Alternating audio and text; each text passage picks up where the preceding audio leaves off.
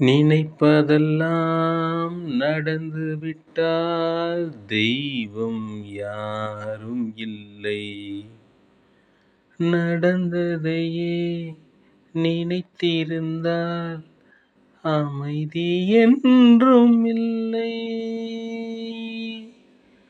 முடிந்த கதை தொடர்வதிலே இறைவன் ஏட்டினிலே தொடர்ந்த கதை முடிவதில்லை மனிதன் வீட்டினிலே. ஆயிரம் வாசல்கள் இதயம், இதில் ஆயிரம் எண்ணங்கள் உதயம்.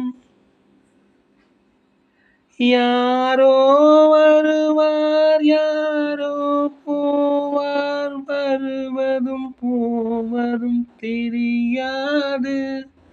ஒருவர் மட்டும் கூட இருந்தால் துன்பம் ஏதுமில்லை. ஒன்றிருக்க ஒன்று வந்தால்